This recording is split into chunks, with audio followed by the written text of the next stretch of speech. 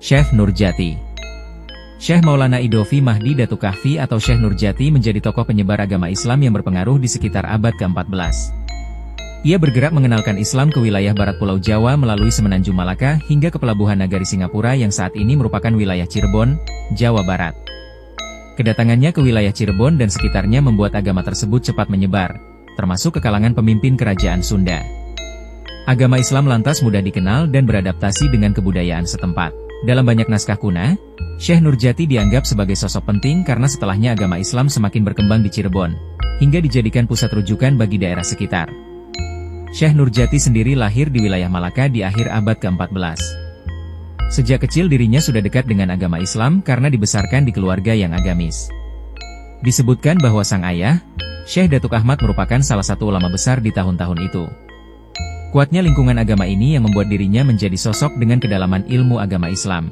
Sejak kecil dirinya langsung mendalami ilmu tersebut di bawah bimbingan sang ayah, hingga saat remaja dirinya berguru ke Jazirah Arab. Dalam beberapa naskah disebutkan jika Syekh Nurjati bukan lahir di Malaka melainkan berasal dari Mekah. Semasa muda, kehidupannya banyak dihabiskan untuk menuntut ilmu agama Islam di kota Mekah.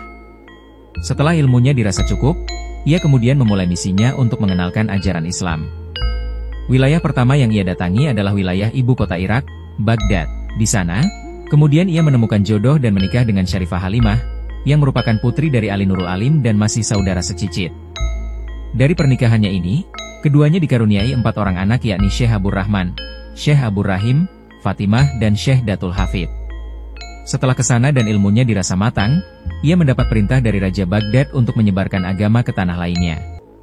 Menurut sejumlah naskah, disebutkan bahwa dirinya tergerak untuk berangkat ke tanah Jawa setelah memohon petunjuk dari Allah.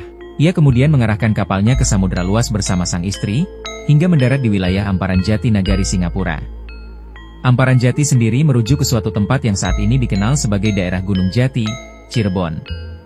Di Cirebon, keduanya sepakat mulai mengajarkan ilmu agama Islam yang saat itu masih banyak yang belum mengenalnya. Mereka diterima baik oleh penguasa setempat bernama Ki Gendeng Tapa pada tahun 1420, dan diberikan izin untuk mendirikan permukiman di Pesambangan, Giri Amparan Jati atau Bukit Kawasan Gunung Jati. Di sana ia bersama rombongan mulai giat berdakwah, dan mengenalkan agama Islam secara baik, perlahan dan bijaksana. Kondisi ini yang turut membuat warga setempat tertarik untuk mempelajarinya. Ia lantas mendirikan pondok pesantren bernama Pesambangan Jati, dan bekerja sama dengan anggota kerajaan Galuh yang ketika itu mulai memeluk agama Islam hingga melalui keturunan-keturunan berikutnya agama Islam menyebar dari Cirebon sampai ke Kerangkeng, Indramayu.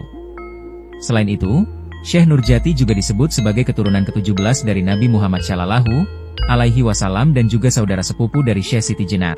Menurut sejumlah sumber, silsilahnya tersusun dari sang ayah, Syekh Datuk Ahmad yang merayahkan Abdul Hadir Kailani yang merupakan putra dari Amir Abdullah Hanuddin, keturunan Nabi Muhammad Shallallahu Alaihi Wasallam generasi ke-17 dari jalur Zainal Abidin. Silsilah sepupu dari Syekh Siti Jenar berangkat dari Syekh Datuk Soleh yang merupakan adik dari sang ayah, Syekh Datuk Ahmad. Hingga akhir hayatnya, Syekh Nurjati dimakamkan di wilayah Amparan Jati dan menjadi salah satu situs bersejarah yang sering diziarahi. Demikian kisah Syekh Nurjati, menjadi penyebar agama Islam pertama di Tanah Sunda. Apabila ada kesalahan informasi dalam penyampaian video ini ataupun tokoh yang ada di video tidak sesuai, kami dari Sedikit Cerita memohon maaf sebesar-besarnya. Sekian video ini, jangan lupa like, komen, share dan subscribe. Terima kasih.